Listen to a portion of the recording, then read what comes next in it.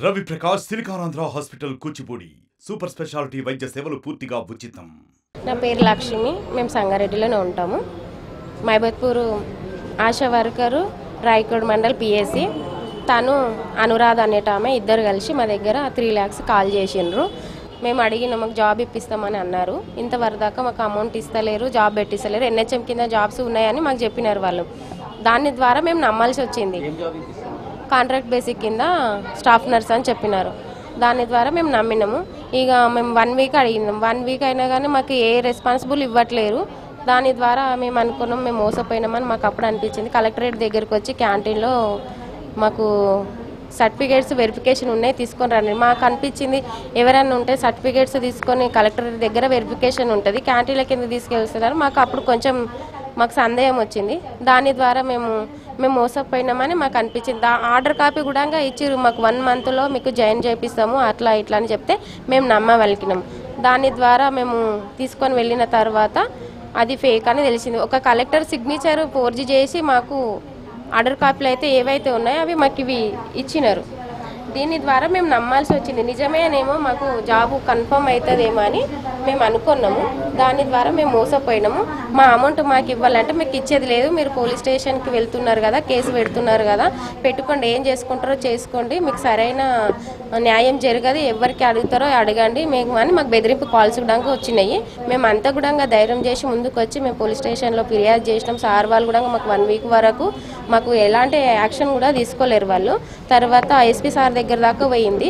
పోతే సార్ వచ్చి CI sir Prabhakar Reddy sir ఉన్నారు కదా, ఆ సార్కి ఆశ్రయిస్తే ఆ సారు మాకు సరైన న్యాయం చేస్తానని కేసు 420 కింద నమోదయ్యింది.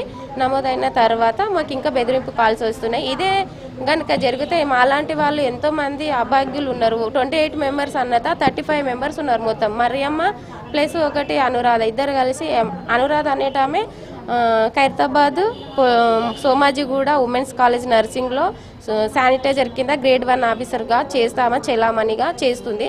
తన దగ్గరికి వెళ్ళినప్పుడు ఆమె కాల్స్ చేసినప్పుడు ఆమె లిఫ్ట్ చేయట్లేదు, మరియమ్మకి కాల్ చేసిన ఈమె లిఫ్ట్ చేయట్లేదు. మేము ఎవరిని అడిగినా మాకు ఏ ఆన్సర్ లేదు. మాకు 1 month అవుతుంది. నాకు కాలు ఇరిగిన సంగతి కూడా మరియమ్మకు తెలుసు. కొన్ని డబ్బులు అయితే వేస్తే మేము హాస్పిటల్లో చూయించుకుంటాం అని అంటే కూడా తను కూడా ఏ మాత్రం స్పందించలేదు. తర్వాత మాకు బాధ అనిపించి మేము పోలీస్ వాళ్ళకు ఆశ్రయించినాము. సార్ వాళ్ళు ఏమన్నారంటే ఇట్లా అయితే ఎట్లమ్మా అని మాకు అన్నారు. సరైన రీతిలో మీకు న్యాయం చేస్తామని మాకు చెప్పినారు. ఒకవేళ ఇదే కనుక ఆమె 420 కింద కేసు నమోదయ్యి స్టేషన్కి ఆమెకు జైలు శిక్ష చేస్తే కూడా మాకు న్యాయం జరగదని మేము మీడియా వాళ్ళలో మాకు మీడియా సపోర్ట్ కంపల్సరీ ఉండాలి. ఒకటి పోలీసు వాళ్ళది కూడా కంప్లీట్గా ఉండాలి. మాకు ఏంటంటే న్యాయం జరుగుతుందని మేము ఆలోచిస్తున్నాము. మాకు ఇది ఇట్లనే అయితే ఇంకా చాలామంది మోసపోగలుగుతారు నిరుద్యోగులంతా. మాకు ఇదంతా బాధ. ఎందుకంటే మా అమౌంట్ మాకు ఇచ్చి వాళ్ళకి కేసు పెట్టుకుంటారా, ఏం చేసుకుంటారో, క్రైమ్ చేసుకుంటారో మేము కోరుకుంటున్నాం. జాబ్లు ఇప్పిస్తామంటే అనురాధ మేడం అనేది ఆమెకు డబ్బులు కట్టినాము. ఒక 8 మందిని కట్టినాము జాబులు ఇస్తుందంటే. అయితే ఇక తర్వాత ఆర్డర్ కాపీలో చూపిస్తే మొత్తం 3 లక్షలు కట్టినాము అందరం. ఇక తర్వాత ఫోన్లు చేస్తే ఫోన్ లిఫ్ట్ చేయదు, ఏం లేదు. డబ్బుల కోసం మస్తు ఇబ్బంది అవుతున్నది. వాళ్ళు వచ్చి మా ఇంటికాడ గొడవ చేస్తున్నారు. ఒకళ్ళ దిక్కించి 4 కట్టినాం అన్నమాట పరిచయంతో. ఇక ఇప్పుడేమో ఏం ఆన్సర్ ఇవ్వకొచ్చింది ఏం లేదు. మా ఇంట్లో గొడవలు అవుతున్నాయి, చాలా కోపం అవుతున్నాడు మా ఆయన. నర్సు స్టాఫ్ నర్సు ఆర్డర్ కాపీలు ఇచ్చింది సార్. వాళ్ళ దగ్గర ఉన్నాయి. నిన్న వాళ్ళు రాలేరు కానీ నేను వచ్చిన వాళ్ళ దగ్గర ఉన్నాయి.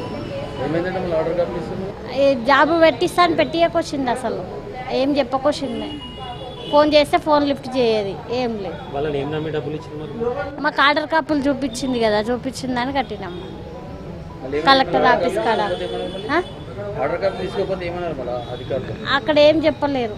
నా పేరు మాధవి. నేను ప్రైవేట్ హాస్పిటల్లో జాబ్ చేసుకుంటాను. 2023లో పలానా ఆశా వర్కర్ మరియమ్మ, అనురాధ అని ఇద్దరు కలిసి మా దగ్గర కాంట్రాక్ట్ కింద జాబ్లు ఇప్పిస్తామని 3 లక్షలు తీసుకున్నారండి. తీసుకొని ఫస్ట్ 1,50,000 తీసుకున్నారు.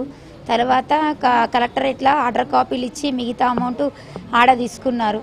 ఇచ్చిన తర్వాత మాకు జాబులు మేము మండే రోజు వెళ్ళి జాయిన్ చేసేసి వస్తామని చెప్పేసి మాకు ఆపి ఇట్లనే రోజుకింత పోస్ట్పోన్ చేస్తూనే ఉన్నారు. అవి తీరా మాకు మోసపోయినామంత తెలిసిన తర్వాత మా డబ్బులు మాకు ఇయ్యమనంటే మేము ఇయ్యము, ఎవరికి చెప్పుకుంటారో ఏం చేసుకుంటారో చేసుకోండి అంటున్నారు. వాళ్ళని మేము ఎట్లా నమ్మాల్సి వచ్చిందంటే వాళ్ళు ఇల్లు చూపించారు, మేము ఇక్కడ గవర్నమెంట్లోనే చేస్తున్నాము అన్నట్టు వాళ్ళ కాలేజ్ చూపించారు, అన్నీ చూపించారు. చూపించడం వల్ల మేము కట్టినాం. మాకు జాబులు ఇప్పించకపోతే 1 మంత్లో మనీ తిరిగి ఇస్తామని చెప్పారు మాకు గట్టిగా. అందుకనే కట్టాము. 28 మంది ఉన్నారు, 28 మంది కట్టాము. ఇప్పుడు వాళ్ళు 28 మంది అని నేను అనుకున్నాను, కాకపోతే ఇంకా 35 మెంబర్స్ దాకా ఉన్నారంట. వీళ్ళందరితో అలాన్న మరియమ్మనే పరిచయం చేసిందంట అనురాధ మేడంని.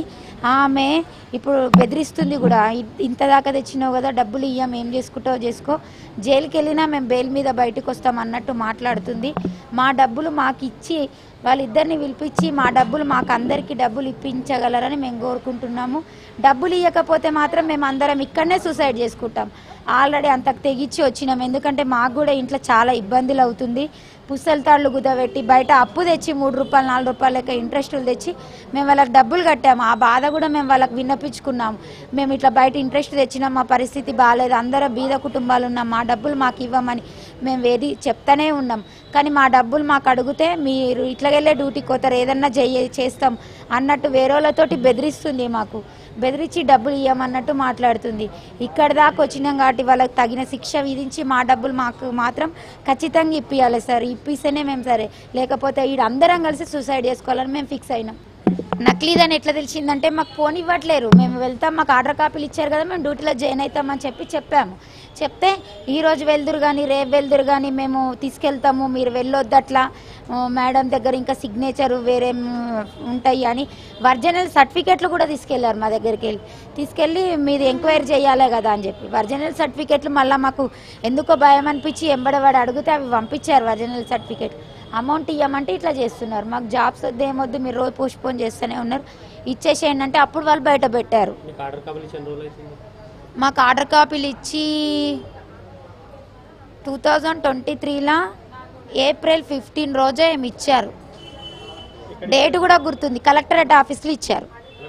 కలెక్టరేట్ ఆఫీస్లోనే ఇచ్చారు. ఆడ సీసీ కెమెరాలో కూడా పడవచ్చు. ఆ డేట్ ఎట్లా అంటే మేము గోల్డ్ పెట్టి ఇంతకుముందు చాలాసార్లు పోలీస్ స్టేషన్కి వచ్చాము, ఫిర్యాదు ఇచ్చాము. పోలీస్ స్టేషన్ వాళ్ళు ఏమన్నారంటే పోలీస్ వాళ్ళు మాకు చెప్పిచ్చిరా డబ్బులు, అట్లా ఎట్లా ఇస్తారు మీరు డబ్బులు, మాకు ఈ డబ్బుల విషయం కానీ ఆస్తుల విషయం కానీ మాకు ఇప్పుడు పట్టించుకునే అర్హత మాకు ఇవ్వలేరు అని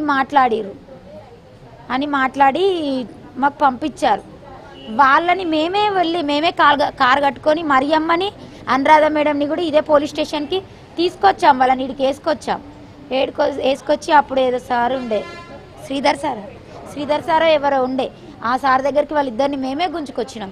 ఇక వీళ్ళకే సార్ మేము డబ్బులు కట్టింది ఇంత కట్టింది అని చెప్పి తీసుకొచ్చాం. వాళ్ళని ఇద్దరిని తీసుకొస్తే శ్రీధర్ సార్ బెదిరిస్తే మా అమౌంట్ మాకు 1 వీక్లో ఇస్తామని చెప్పి ఒప్పుకొని వెళ్ళి అప్పటి నుండి ఇప్పటి వరకు ఫోన్ ఆన్సర్ చేయట్లేరు, ఇంటికి వెళ్తే ఇంటి దగ్గర కలవట్లేరు, మాకు అట్లా బెదిరిస్తున్నారు. మళ్ళీ 2023 సంవత్సరం మార్చి నెలలో మరియమ్మ అనే ఆశా వర్కర్ ద్వారా అనురాధ అనే ఆమె మాధవి అనే ఆమె దగ్గర నుంచి 2,50,000 రూపాయలు స్టాఫ్ నర్స్గా ఉద్యోగం పెట్టిస్తానని టెంపరీ బేసిస్లో 2,50,000 రూపాయలు తీసుకున్నదని మా దగ్గర పిటిషన్ ఇచ్చినారు.